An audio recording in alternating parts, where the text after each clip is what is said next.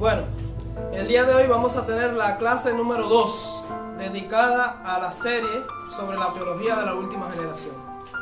La clase anterior fue una clase introductoria y aprendimos sobre los 5 puntos o 5 fundamentos o pilares de la teología de la última generación.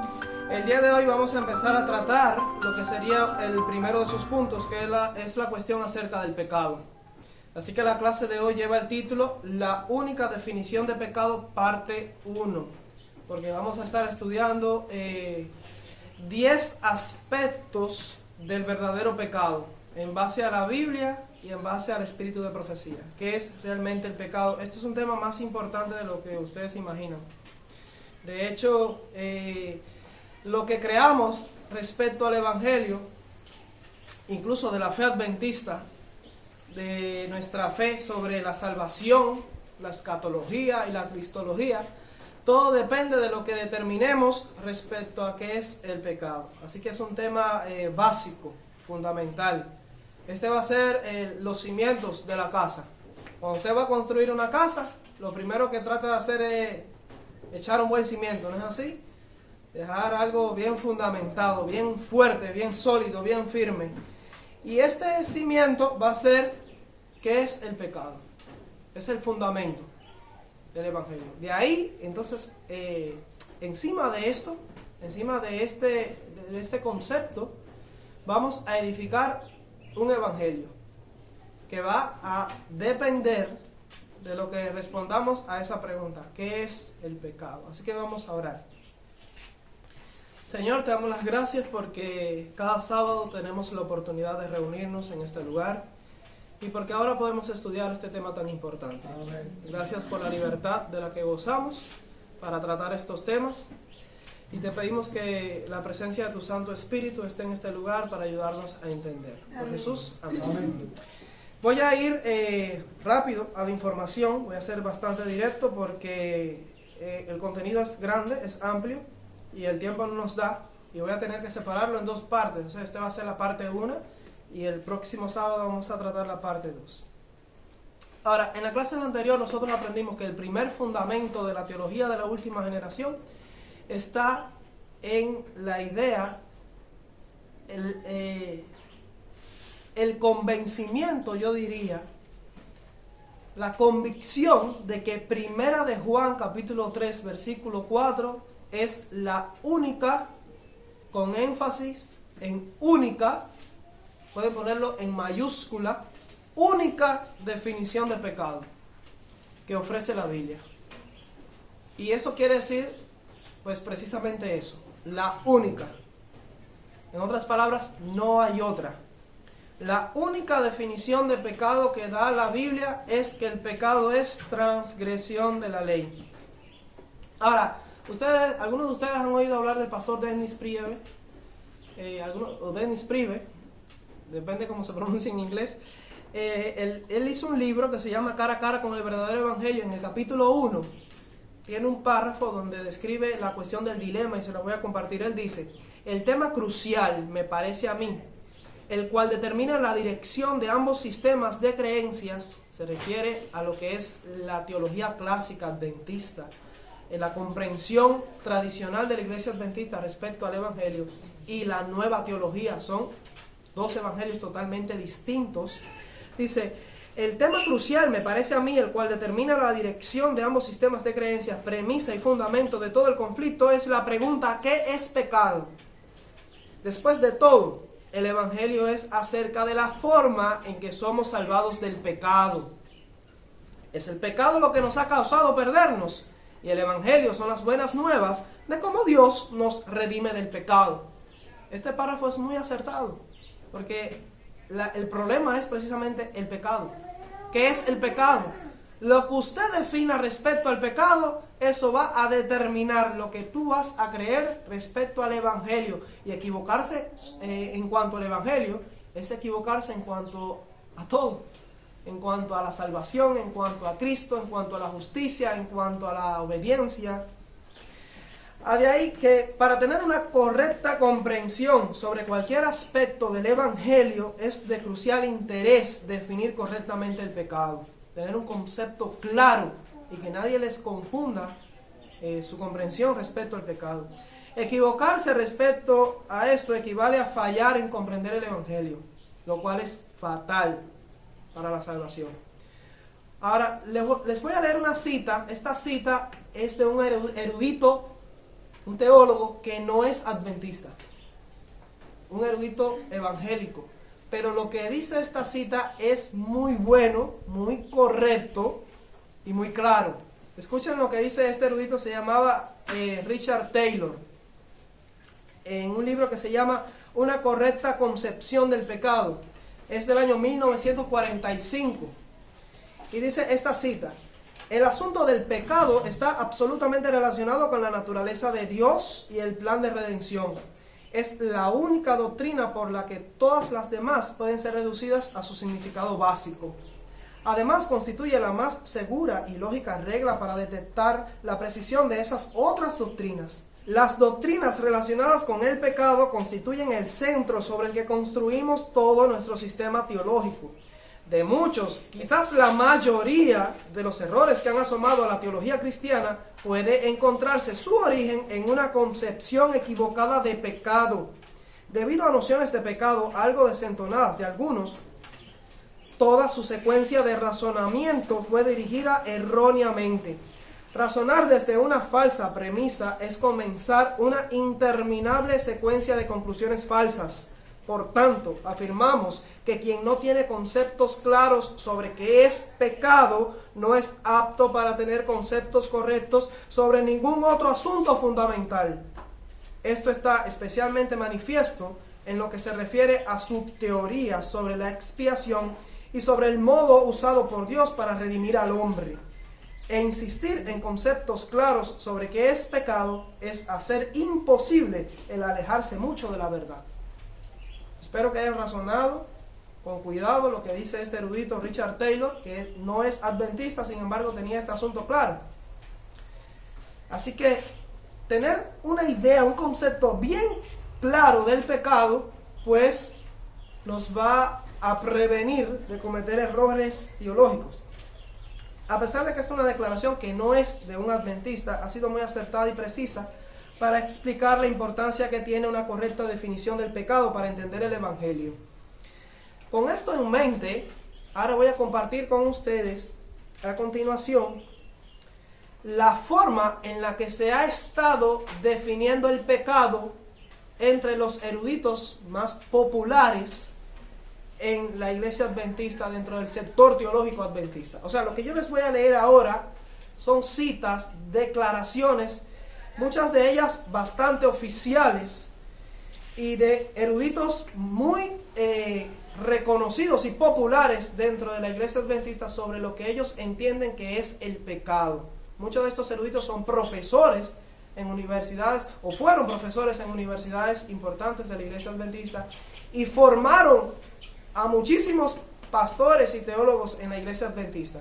Sus libros, estas publicaciones que les voy a leer, circulan por la iglesia adventista con mucha popularidad.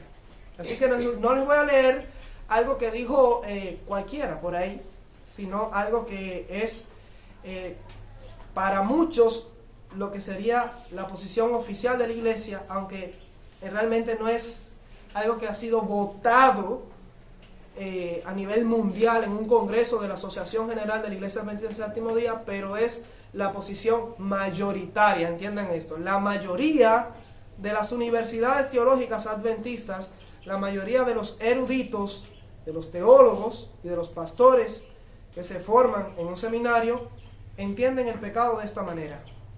Así que presten atención, escuchen con cuidado y sigan la lógica de este razonamiento.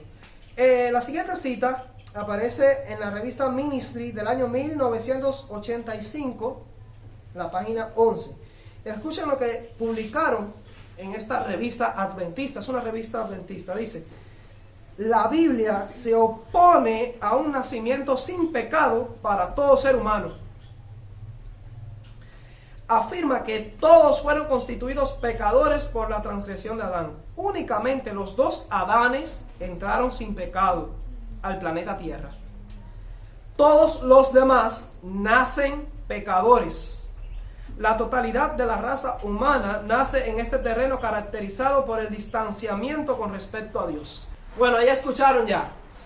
Esta declaración dice enfáticamente que todos los seres humanos, todos los descendientes de Adán, nacen pecadores. Y la Biblia se opone a un nacimiento sin pecado. O sea, no hay tal cosa como que usted nazca sin pecado. Todos nacen con pecado. El pecado forma parte de lo que usted trae en su herencia al nacer. Y solamente 2 personas entraron a vivir aquí al planeta Tierra sin portar el pecado, sin tener pecado. ¿Quiénes fueron esos 2? Los 2 Adanes, Cristo y el Adán histórico, Adán y Cristo. Solo ellos llegaron sin pecado a la tierra. Todos los demás nacen con el pecado. La siguiente cita es de un pastor pero muy conocido, muy famoso, que debido a sus conclusiones respecto al santuario, el juicio investigador, el rol profético de Elena de White y la fecha de 1844, que estos son hitos de la fe adventista, él empezó a enseñar doctrinas contrarias a la iglesia adventista en estas áreas que les mencioné, y esto le costó sus credenciales como pastor y terminó siendo expulsado.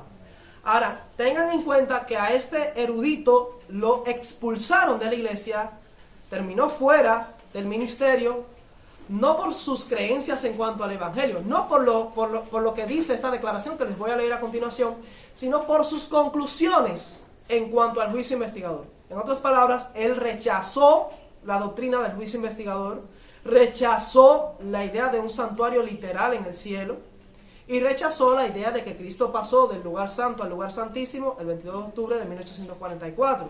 Y rechazó a Elena de White como profeta. Eso le costó su trabajo como teólogo y como erudito y pastor de la iglesia adventista. Él se llamaba Desmond Ford, ya murió. Pero cuando aún vivía, él creía aún estas cosas. Y cuando trabajaba como ministro en la iglesia adventista, como profesor, también fue profesor en seminarios teológicos y educó y formó a muchos otros eruditos, él creía en esto que les voy a leer ahora, en este evangelio. No fue por esto que lo expulsaron.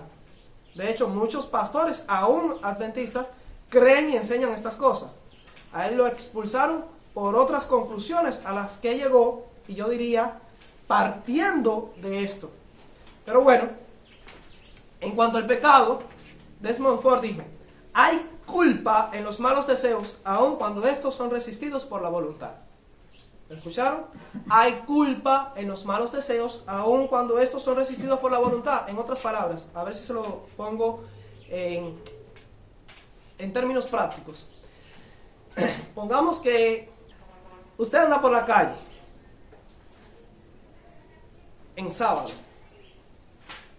sale a predicar el evangelio el sábado y tiene mucha hambre, un fuerte apetito porque hizo ayuno ese día, no desayunó y tampoco ha almorzado, y llega un amigo suyo y le incita: ven, vamos a comprarnos una pizza, allí están vendiendo pizza, una pizza para comer, para merendar, y quiere llevarte a comprar la pizza.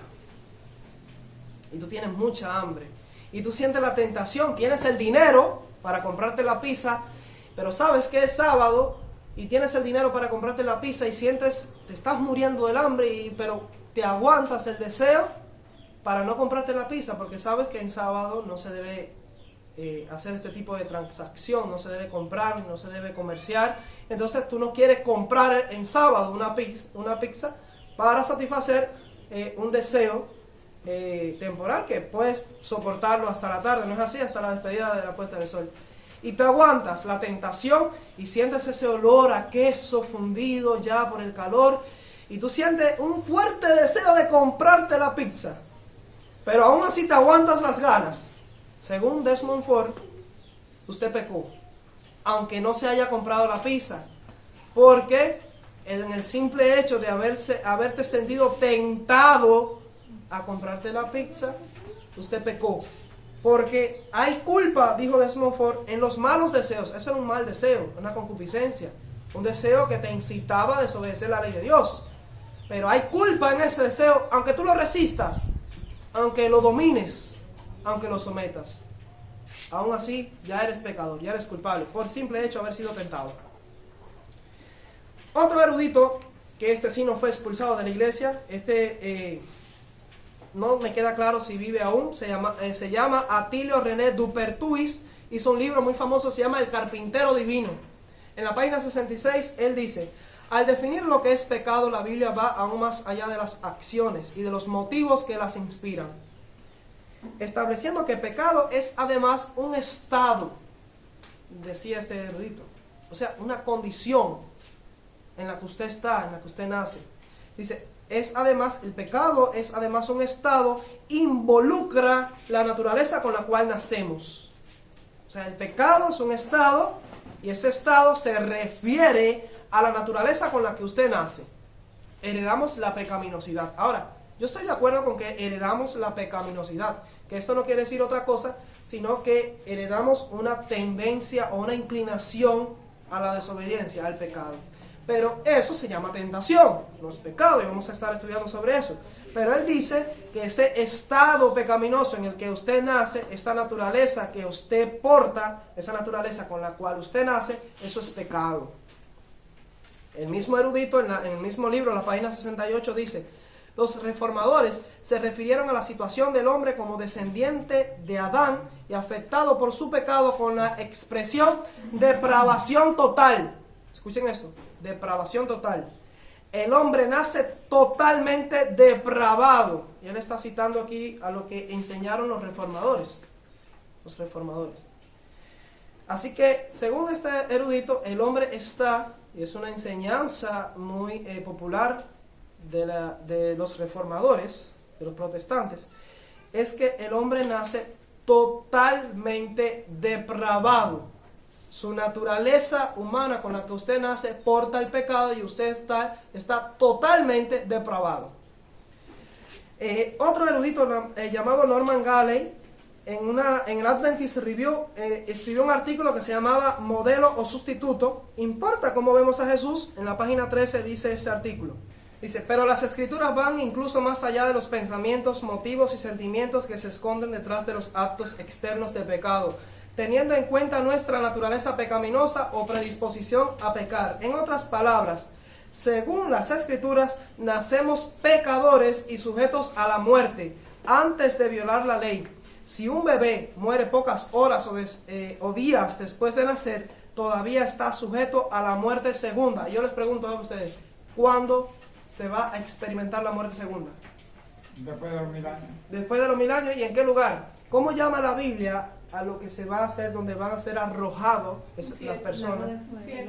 No, infierno no, lo llama lago de fuego y azufre. Entonces, según este erudito, si un bebé muere pocas horas o días después de nacer, un bebé que todavía no ha hecho nada, no ha pensado ni siquiera, no entiende entre el bien y el mal, si muere después de nacer, todavía está sujeto, o sea, merece y va allá, todavía está sujeto a la muerte segunda, la muerte de condenación, o sea, al lago de fuego.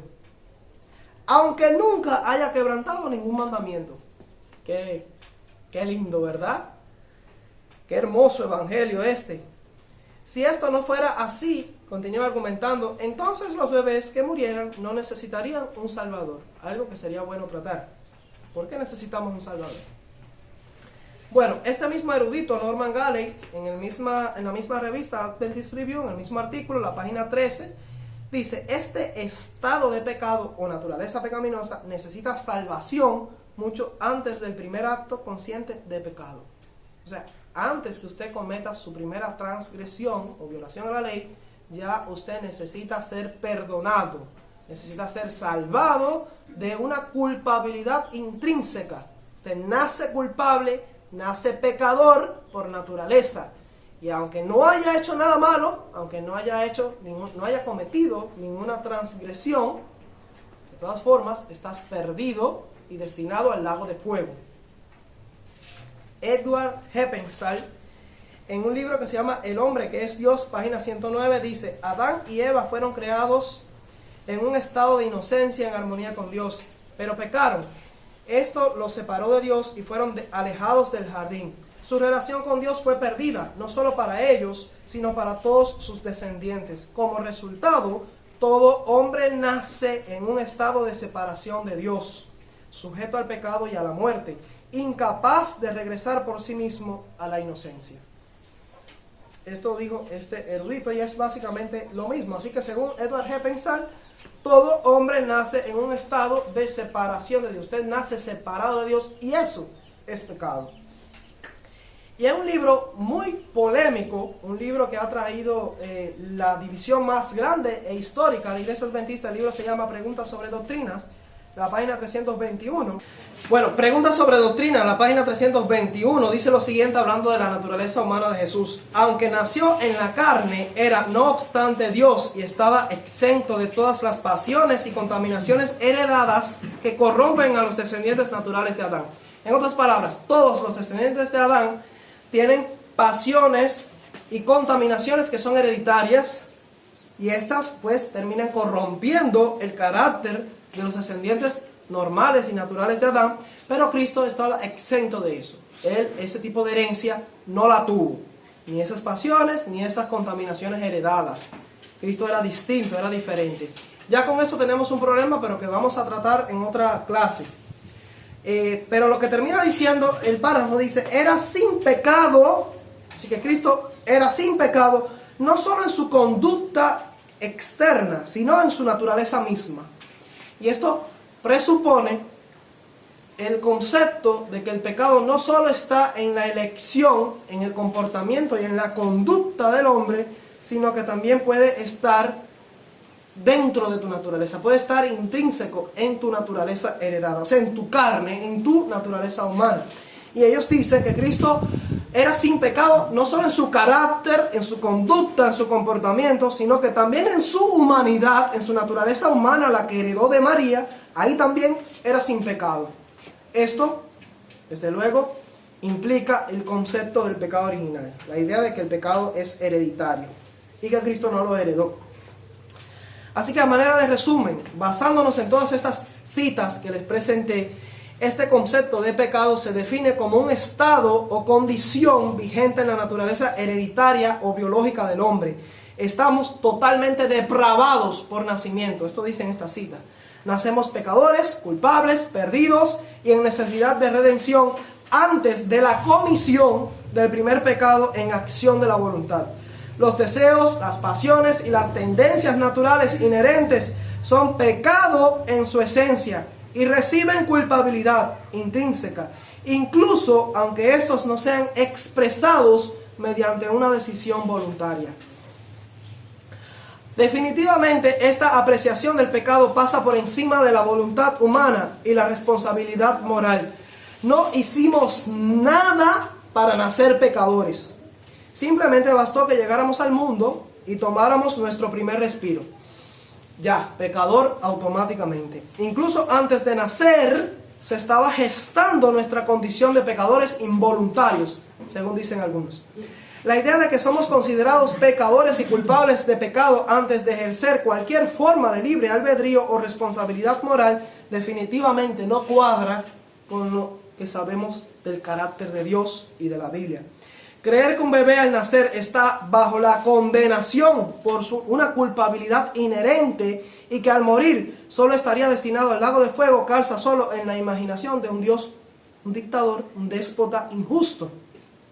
La Biblia y el espíritu de profecía tienen algo muy distinto que ofrecer sobre este asunto. En lo adelante, a partir de ahora voy a dedicar a demostrar con evidencias bíblicas y del espíritu de profecía que esto que hemos estado leyendo sobre el pecado es una aberración, es un disparate y una desviación total del verdadero evangelio. Ahora, como les comenté al principio, vamos a tratar 10 puntos en cuanto al verdadero pecado. Ahora vamos a ver solamente los 5 primeros de esos puntos y en el sábado que viene, Dios mediante, vamos a tratar los próximos 5 puntos. El primer punto bíblico en cuanto al verdadero pecado es que 1 Juan 3:4 dice enfáticamente que el pecado es transgresión de la ley. Dice que todo aquel que comete pecado infringe también la ley, pues el pecado es infracción de la ley. Así que, ¿qué es el pecado? Es una transgresión, es una infracción Eso implica un acto de la voluntad, una acción, una elección. Tú escoges quebrantar alguno de los mandamientos de la ley de Dios. Sobre eso, en el libro Fe y Obras, página 121, párrafo 1 dice: un destino terrible aguarda al pecador y por lo tanto es necesario que sepamos qué es el pecado, a fin de que podamos escapar de su poder. Juan dice: todo aquel que comete pecado infringe también la ley, pues el pecado es infracción de la ley. Y cita 1 Juan 3:4. Aquí tenemos la verdadera definición de pecado. Es infracción de la ley. ¿Cómo llama la hermana White a 1 Juan 3:4? Lo llama la verdadera definición de pecado. Eso presupone por lo menos que hay una definición que es falsa. Y la verdadera es que el pecado es transgresión de la ley. Cualquier otra cosa que se diga sobre el pecado, pues, si no se refiere al pecado que es la transgresión de la ley y se lo denomina algo más, pues es una definición falsa. Aún más, Elena de White en el mismo libro, la página 56, párrafo 2 dice: ahora bien, nosotros queremos entender qué es pecado.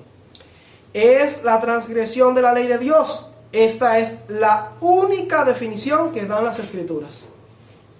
Así que no solo es la verdadera definición, sino que dice es la única. Y eso es una declaración enfática. Y allí, cuando usted le presenta estas citas a los eruditos de la nueva teología, a los que tienen un concepto y una definición diferente, te van a poner toda clase de pretextos. Te van a decir: mira, Elena de White no era erudito, ella no era teóloga, ella, pobrecita, ella no tenía mucha información. Como ahora tenemos más luz, tenemos más información. Entonces sí, ella dijo que era la única definición, pero realmente hay otras definiciones. Hay otras definiciones del pecado. Mira, el pecado también es una condición, es un estado, nacemos pecadores. Ella, pobrecita, no pudo ver eso. Otros te van a decir: no, sí, Elena White dijo eso, pero aunque ahí dice la palabra única, ella no quiso decir eso. O sea, Elena White no quiso decir lo que dijo. Dice, ahí tú lees que dice es la única, pero no es la única, hay otras definiciones. Siempre el argumento del error necesita una multitud de palabras para ser explicado en su forma torcida. Eso lo dijo Elena de White. Ahora, yo tuve a bien realizar una investigación sobre esta declaración, la única definición de pecado, y encontré por lo menos más de 26 citas de Elena de White que dicen textualmente lo mismo de diferentes formas. Mire, cuando el Señor dice una cosa más de 2 veces, considérala importante. Y si la dice más de 26 veces, debe ser sumamente importante. Así que era de suma importancia para el espíritu de profecía que la iglesia adventista entendiera que 1 Juan 3:4 es la única definición de pecado. Yo tengo un artículo preparado sobre eso. Si alguien lo quiere tener, puede escribirme a mi correo o a mi WhatsApp y yo le paso el artículo. Esto no es lo único que Elena White dice. En otro libro que se llama Sermones y Charlas, volumen 1, la página 121, párrafo 2, dice lo siguiente: entonces, ¿qué es el pecado? Pues de inmediato tiene que venir aquí a la cruz para averiguarlo. No existe otra definición en nuestro mundo. Así que hay 3 cosas importantes que dice el espíritu de profecía sobre el pecado. Primero dice que 1 Juan 3:4 es la verdadera definición.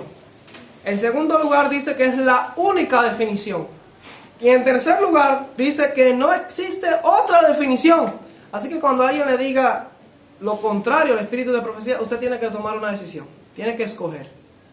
O se queda con la versión de Elena de White, con lo que dice el espíritu de profecía, o se queda con lo que dicen los eruditos. No hay un término medio. O vamos a creerle a Dios que habló a través de su profeta, o vamos a creerle a los hombres que se la pasan inventando cuentos. El segundo punto, ese era el primer punto: el pecado es la transgresión de la ley. El segundo punto es que al que sabe hacer lo bueno y no lo hace, es a ese que se le cuenta el pecado. Y eso está en Santiago 4:17. Dice: al que sabe hacer lo bueno y no lo hace, le es pecado. ¿Pero a quién? Al que sabe. ¿Sabe un bebé? No, un bebé no sabe. La contraparte de esto sería: al que no sabe hacer lo bueno y por eso no lo hace, no le es pecado, porque no lo sabe. Y de ahí podemos extraer una lección que es: al que no sabe lo que está prohibido por la ley de Dios y por eso lo hace o lo practica, no se le inculpa no se le cuenta como pecado. Así que vamos a ver cómo entendió eso el espíritu de profecía, cómo lo argumenta el hermano White. Testimonios para la Iglesia, tomo 1, la página 112, párrafo 1 dice: el ángel dijo, si se recibe luz y esa luz se pone de lado o se rechaza, entonces viene la condenación y el desagrado de Dios. Pero antes que se reciba la luz, no hay pecado, porque no hay luz que ellos puedan rechazar. ¿Entendieron eso? Así que, ¿cuándo aparece el pecado? Cuando se te inculpa de pecado, cuando tú recibes la luz, cuando tienes la información y no actúas en armonía con esa luz. Así que un bebé que no tiene ni información de ningún tipo, porque todavía no ha aprendido ni siquiera conoce la ley de Dios, no puede portar el pecado, no puede ser culpable de pecado. Así que dice claramente aquí, antes que se reciba la luz, eso es el conocimiento, la información, antes que se reciba la luz no hay pecado, no es un pecador, no es culpable de pecado, porque no hay luz que puedan rechazar. Testimonios para la Iglesia, tomo 2, página 609, párrafo 1 dice: los hombres serán juzgados de acuerdo con la medida de luz que les haya sido dada. Ninguno tendrá que dar cuenta de sus tinieblas y sus errores, si no les ha sido comunicada la luz. No pecó al no poseer lo que no le fue dado. Por eso Guillermo Miller va a entrar al cielo, incluso violando el sábado, porque él no supo nunca que el sábado era un mandamiento vigente aún para los cristianos, y que al pisotearlo, al no guardarlo, pues estaba transgrediendo la ley de Dios. Al no saberlo, al no tener luz, no pecó, no fue culpable por esa violación, no pecó al no poseer lo que no le fue dado, no le fue dada esa información a Guillermo Miller. Igual que a Martín Lutero cometió muchos errores, pero no lo sabía, no pecó. Es inocente de pecado, no tiene la mancha de ese pecado sobre él, porque no tenía luz, no tenía información. Y es así como opera la justicia de Dios. Y un bebé no puede llevar ninguna culpa, ningún tipo de culpa, ningún tipo de pecado. Y pecador es aquel que porta el pecado, y eso lo vamos a ver en nuestra próxima clase. Punto número 3, la concupiscencia no es pecado. Esto lo dice claramente Santiago 1, versículos 13 al 15. Dice allí: cuando alguno es tentado, no diga que es tentado de parte de Dios, porque Dios no puede ser tentado por el mal, ni él tienta a nadie, sino que cada uno es tentado cuando de su propia concupiscencia es atraído y seducido. Entonces la concupiscencia, después que ha concebido, da a luz el pecado, y el pecado, siendo consumado, da a luz la muerte. Muy interesante eso. Así que se hace aquí una clara distinción entre concupiscencia y pecado. Existe la tendencia entre los eruditos a llamar pecado a la concupiscencia, cuando la Biblia hace claramente una distinción entre estos conceptos. La concupiscencia se define como un deseo por lo prohibido, por aquello que la ley de Dios prohíbe. Un mal deseo, podríamos decir. Puede ser despertado por una tentación que viene desde afuera, del exterior, o puede ser despertada la concupiscencia desde adentro, por una tentación interna. Pero siempre es tentación. La concupiscencia produce tentación. Nos incita a violar la ley de Dios. Pero la concupiscencia en sí misma no es pecado. Es después que la concupiscencia ha concebido, o sea, se despierta el mal deseo, que este mal deseo da como resultado, da a luz el pecado. Pero como mismo, un animal o una mujer o una persona embarazada puede abortar y perder al niño, puede sacarlo. De la misma manera, la concupiscencia puede ser abortada. El mal pensamiento, el mal sentimiento puede ser abortado de nuestra humanidad, de nuestra mente, y no se consuma en el pecado, no se llega a consumar el pecado, no da luz al pecado, y entonces no se peca. Así que la naturaleza del hombre en sí misma, a pesar de tener concupiscencia, no es pecado. Testimonios para la Iglesia, página 165, párrafo 3, dice: el pecado de la calumnia comienza cuando se acarician malos pensamientos. ¿Cuándo? Cuando se los acarician los malos pensamientos. El engaño incluye la impureza en todas sus formas. Al tolerarse un pensamiento impuro y acariciarse, nótese cuáles son los dos problemas. Los dos pasos para cometer el pecado es tolerar y acariciar. Cuando toleres y acaricies el mal sentimiento o el mal pensamiento, ¿qué haces? pecas, cometes el pecado. No es como decía Desmond Ford, que aunque tú lo domines y lo resistas, igual pecas. No, tienes libre albedrío aún para controlar el pecado, para no pecar. Si no lo toleras, si no lo acaricias, entonces la concupiscencia es abortada y no da luz al pecado. Pero por otro lado, al tolerarse un pensamiento impuro y acariciarse un deseo no santificado, el alma se contamina y se compromete a su integridad. Entonces ya pasa a citar Santiago 1:15 y continúa: para no cometer pecado, ¿qué diría la nueva teología? ¿Qué dirían los eruditos? No, es imposible. No se puede no cometer el pecado se va a cometer sí o sí. Porque el mismo hecho de haber sido tentado, el mismo hecho de haber sentido o haberse despertado la concupiscencia, cuando la concupiscencia concibe, ya automáticamente usted es pecador. Ya es pecado. ¿Ya? Para no cometer pecado tenemos que resistir sus mismos comienzos. Todo afecto y pasión han de sujetarse a la razón y a la conciencia. Todo pensamiento no santificado debe ser repelido inmediatamente. Encerrados en vuestros cuartos, seguidores de Cristo, orad con fe y de todo corazón. Mente, carácter y personalidad, tomo 2, página 78, párrafo 3 dice: tenemos que mantener la más estricta castidad en pensamiento, palabra y conducta. Recordemos que Dios despliega nuestros pecados secretos a la luz de su rostro. Ahora escuchen esta parte de adelante, dice: hay pensamientos y sentimientos sugeridos y fomentados por Satanás. ¿Son buenos esos sentimientos?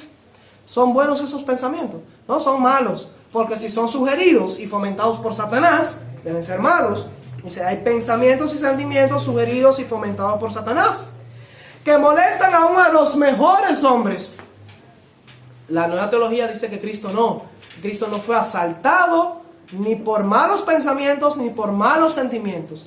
Yo les voy a demostrar con citas bíblicas y del espíritu de profecía en clases posteriores que Cristo sí fue asaltado por ese tipo de tentaciones internas, que sí fue asaltado por malos sentimientos y por malos pensamientos, instigados, inspirados y fomentados por Satanás. Aún los mejores hombres se ven asaltados por estas tentaciones. Pero dice aquí el espíritu de profecía: pero si no se los alberga, si se los rechaza por odiosos, el alma no se contamina con la culpa y nadie recibe la mancha de su influencia. Y hay gente que dice: no digas eso. ¿Cómo tú vas a pensar que Cristo fue asaltado por malos sentimientos y por malos pensamientos? Eso es pecado. Si tuvo un mal pensamiento, si tuvo un mal sentimiento, o sea, si se cruzó por su mente, alguien, creo que fue Lutero, dijo que no podemos impedir que las aves vuelen por nuestra cabeza, pero sí que hagan su nido allí. Cristo no permitió nunca que ningún mal sentimiento o pensamiento llegara a ser acariciado o tolerado. Nunca llegó a posarse para hacer un nido en su cabeza. Amén. Y por eso Cristo no pecó. Así que dice el espíritu de profecía que si no se los alberga y si se los rechaza por odioso, el alma no se contamina con la culpa. Así que Cristo no tuvo que ser un pecador, no tuvo que ser culpable por el hecho de haber sido asaltado por esta clase de tentaciones. Porque como Él no los albergó, no los toleró, los rechazó por odioso, entonces Cristo jamás se contaminó con la culpa. Nunca tuvo pecado, nunca pecó y nunca recibió la mancha de su influencia. Y así puede ser en nuestro caso. Es precisamente lo que está diciendo esta cita. Punto número 4. Cada uno morirá por su pecado. Y esto es un principio de la Biblia. El pecado, escuchen esto, el pecado no es una herencia biológica. El pecado no se transmite a través del ADN, a través de la genética. No se pasa como al pasar la calidad del pelo, si es chino, si es lacio, si es indio, o si tiene el pelo crespo. Eso no pasa. El pecado no va así. No pasa como el color de la piel. El pecado no pasa como el color de los ojos. Y eso lo deja claro. Deuteronomio 24:16 dice: los padres no morirán por los hijos, ni los hijos por los padres. Cada uno morirá por su pecado. Así que el pecado es personal. Se paga personalmente. Ezequiel 18:19 dice: y si dijereis: ¿por qué el hijo no llevará el pecado de su padre? Porque el hijo hizo según el derecho y la justicia, guardó todos mis estatutos y los cumplió, de cierto vivirá. Y el versículo 20 dice: el alma que pecare, esa morirá. El hijo no llevará el pecado del padre, ni el padre llevará el pecado del hijo. La justicia del justo será sobre él, y la impiedad del impío será sobre él.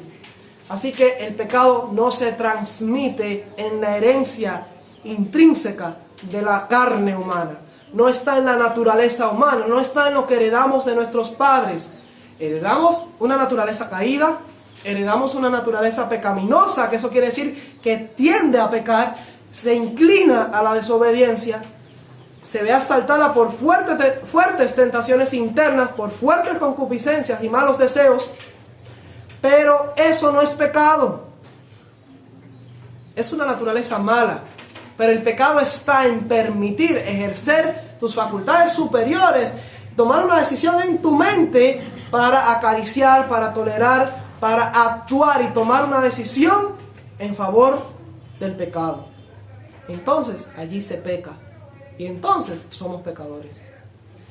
Noten, por ejemplo, Patriarcas y Profetas, página 278, párrafo 4, dice que visito la maldad de los padres sobre los hijos hasta la tercera y cuarta generación de los que me aborrecen. Ahora añade y explica la hermana White: es inevitable que los hijos sufran las consecuencias de la maldad de sus padres. Escuchen ahora: pero no son castigados por la culpa de sus padres, a no ser que participen de los pecados de estos. Así que, ¿cómo tú te ves culpable del pecado de tu padre? Porque te lo heredó en la carne, porque te lo transmitió biológicamente en la naturaleza humana, porque está intrínseco en tu sangre. Hay gente que dice: no, el pecado me corre por las venas. Eso es falso. ¿Tú sabes por dónde corre y camina el pecado? Por tu mente, no por las facultades inferiores, no por la carne, no por la naturaleza humana, sino por tu carácter, por tu mente, por tus pensamientos. No en la sangre, no en las venas, no en el ADN. Esto es un falso y trágico concepto del pecado. Así que la única forma en la que tú puedes ser culpable del pecado de tu padre es siguiendo su ejemplo y practicando las mismas cosas que él practicó. Si mi papá o mi abuelito o mi tatarabuelo era un borracho, era un ladrón, era un asesino, yo no tengo nada que ver con eso. No con la herencia de algún pecado o culpa. Eso no funciona así. Sí, fuertes deseos desarrollados por nuestros antepasados se transmiten. El deseo, la concupiscencia, la naturaleza en la carne. Pero no, la carne por sí sola no puede actuar, no puede decidir. Y Dios busca nuestra responsabilidad moral por nuestro pecado aquí en la mente.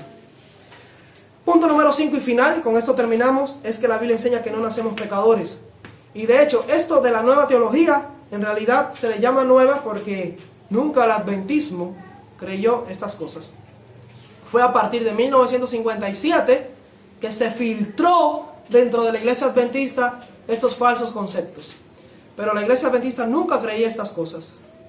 Pero en realidad la nueva teología no es nueva. La nueva teología debería llamarse realmente la vieja teología, porque eso es muy viejo y viene del paganismo realmente. Y en tiempos en la época de Jesús también los discípulos, los maestros, los eruditos de la época de Jesús enseñaban cosas similares, que el pecado puede ser pasado biológicamente a través de la herencia, que uno puede nacer pecador, solo que ellos lo veían para algunos casos especiales y no para todo el género humano. Por ejemplo, si leen Juan capítulo 9, versículo 1 al 3, dice: al pasar Jesús vio a un hombre ciego de nacimiento, y le preguntaron sus discípulos, noten que fueron sus propios discípulos los que les preguntaron, diciendo, tengan en cuenta eso, que fueron sus discípulos los que le preguntaron estas cosas. Y ahora plantéense la pregunta: ¿y dónde aprendieron los discípulos eso? ¿Qué cosa? Escuchen esto. Y le preguntaron sus discípulos diciendo, Rabí, que quiere decir maestro, ¿quién pecó, este o sus padres? Eso es porque vieron un hombre ciego, ¿desde cuándo? De nacimiento. Nació cieguito. Era ciego de nacimiento. Y ahora los discípulos vieron, ay, es ciego desde nacimiento. Jesús, déjame preguntarte, ¿quién pecó, este o sus padres, para que haya nacido ciego? ¿Qué están implicando ellos ahí? Que nació pecador. Porque, ¿quién pecó? Si nació ciego, debe haber pecado, ¿dónde? En el vientre de la madre. ¿Será posible que el bebé allá adentro haya hecho algo, haya pecado en el vientre de la madre, y por culpa de ese pecado que el bebé cometió allí dentro de la barriguita, de la pancita, entonces ese bebé nació pecador? O fueron sus padres que pecaron y porque sus padres pecaron, la culpa de ese pecado se cargó al bebé y este pobre hombre nació ciego de nacimiento. Eso los discípulos lo habían aprendido de los eruditos de aquel momento. ¿Y qué dijo Jesús? Versículo 3, respondió Jesús, eso es Juan 9:3. Respondió Jesús: sí, muy bien, este pobre ciego nació pecador y cargó la culpa de sus padres y por eso es ciego de nacimiento. No, así no dice. No dice eso. Dice, no es que pecó este ni sus padres, sino para que las obras de Dios se manifiesten en él. Jesús era revolucionario y estaba en contra de esa falsa teología. Y en el versículo 34, después que este ciego es llamado a compadecer ante un concilio y se le juzga, se ve ahí claramente en el versículo 34 la enseñanza de los eruditos, porque ellos se pusieron muy bravos porque el ciego los confrontó con algunas preguntas directas, y entonces los escribas y los fariseos le dijeron, respondieron y le dijeron: tú naciste del todo en pecado y nos enseñas a nosotros. Y lo expulsaron, lo botaron de la iglesia de aquel momento por creer en Jesús y en las enseñanzas de Jesús. Algo que tristemente sigue pasando. A todos los que quieran creer la verdad, los están expulsando de sus iglesias. ¿Y qué decían los eruditos? Tú naciste pecador, tú naciste del todo en pecado. ¿Cómo te atreves a enseñarnos a nosotros, los eruditos, los teólogos? Con esto voy a terminar. La Biblia es bastante clara, ¿no es verdad? Amén. Es bastante clara. Y estos solamente son los 5 primeros puntos. En la próxima clase, porque esto hay que enfatizarlo, hay que tenerlo claro. En la próxima clase vamos a continuar estudiando un poco más acerca del pecado. ¿Cuál es el verdadero pecado? Los 5 puntos acerca del verdadero pecado. Para que no sean engañados con esta nueva teología, que como les dije, es más vieja que nueva. Que Dios les bendiga. Nos vemos el próximo sábado. Amén. Amén.